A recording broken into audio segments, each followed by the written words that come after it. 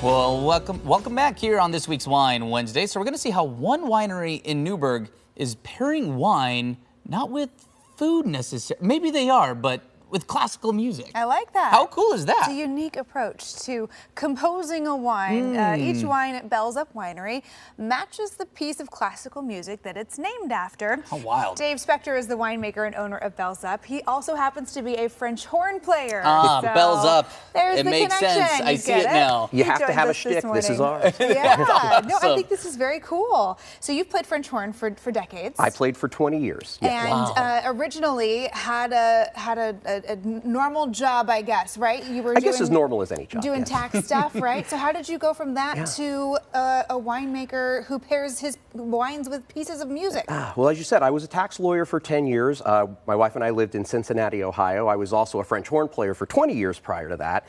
And I kind of hit a point in my career where I was dead, tired, and fed up with just the daily grind. We had started making wine as a hobby back in 2006, and as most hobbies do with wine, it got out of control very quickly.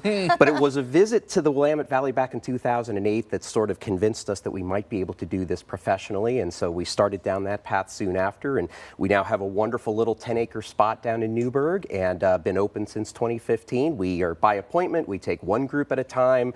We have no employees, so I'm the guy who makes the wine, drives the tractor, does the sales, and my wife Sarah does the marketing and the scheduling. That's how we make it work. Wow. Oh Sometimes people, you hear by appointment, you're like, oh, come on. But a lot of times it's because it's a smaller operation, and I'm sure that would help you when it's just you and your wife running the whole show. Absolutely right. The whole point that we want to do is to give people a chance to sit down and just get to know us. You know, we want people to feel very comfortable, very homey. And I agree with you. Wine can oftentimes be so highbrow and esoteric, and we just want to take that down. Wine is something to be enjoyed and shared, and it's one of those rare products that just brings people together. So we want people to be able to ask us anything. Now, I tell people there are no state secrets with what I do. I'll tell you everything. Ask those questions that you might be afraid to ask in front of a larger group of people, and we're going to talk to you wherever your level is. I don't care if you're brand new to wine, you've been having wine your entire life. We will be able to talk your language no matter where you are. Love Very that. cool. Yeah, that's really neat. So talk about how you tie things in with classical music then as well. I mean, you are literally composing your wines.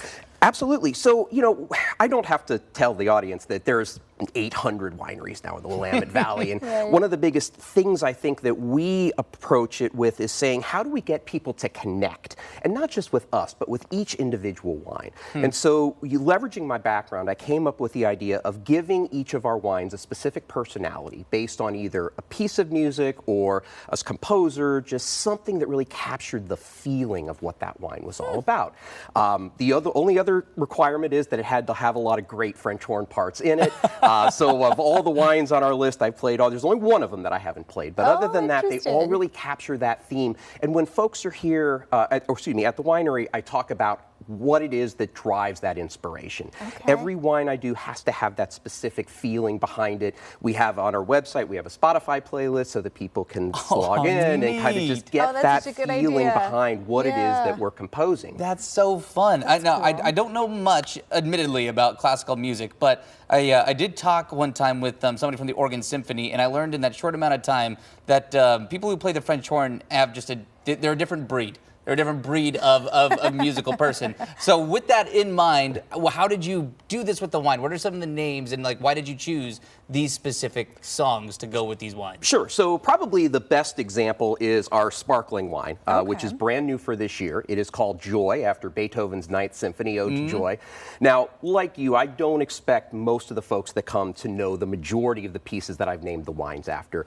But this is one that everybody's heard, you know, and it's a sparkling wine. We were playing it into break earlier, that melody. Dun, dun, dun, dun, dun, dun, Exactly. Yeah, thank you for that. I needed that. And you know that one. I know that one. Even if you don't know, you know it. You know it. Yeah. Exactly. And it just sounds, it's the perfect name. It just captures, it's a sparkling, right? It just makes you feel good and happy. We carry that through every single wine that we do.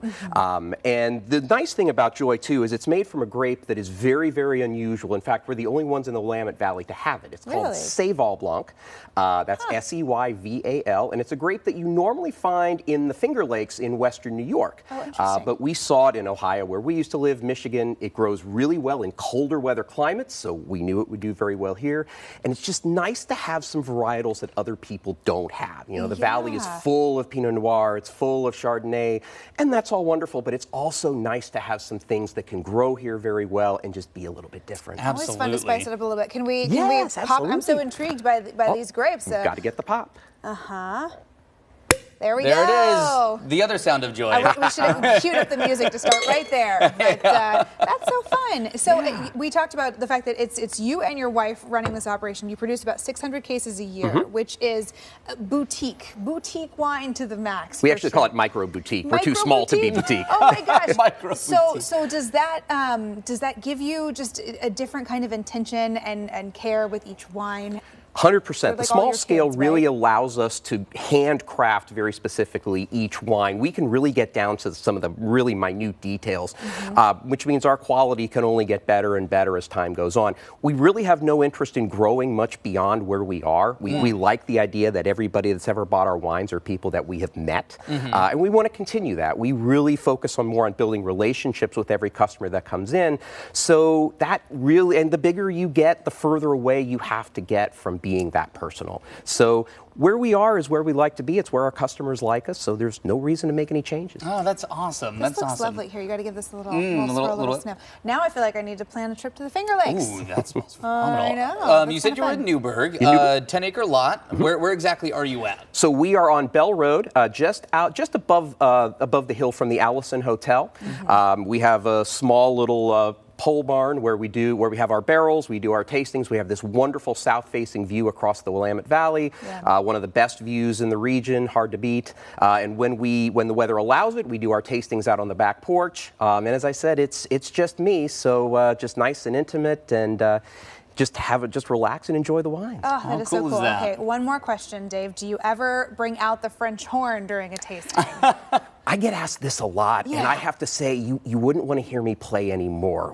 In the days that I played every day, and my embouchure, all these muscles, That's they right. were in the shape. embouchure's a little out of shape. Yeah. Exactly. What does and that even mean? it's how all you these form the muscles. sound. You know, it's a Yeah. brass instrument. You have a mouthpiece, and so it gets on your lips. And all these muscles need to be really strong in order to be able to project the right sounds. Interesting. And when you're playing every day, that happens. But then you get out of practice, and then you have a family and a business. And so, if you gave me 6 months and 30 minutes a day unchecked, I might be able to passably play, but I want to Okay. keep my customer base. Yeah, that's fair. That's fair. We can stick to wine. Yes, we these days. can. It's fun. Oh, yeah. this was fun. Well, raising a glass to bells up. Dave, it was great to have you in Thanks here. for coming Thank you in. so much for Yeah. having me. It's an honor to be here. Oh, glad you were. And of course, you got to make those appointments if you want to go taste and check it out. So for more information, you can learn everything you need to know to plan your trip at bellsupwinery.com.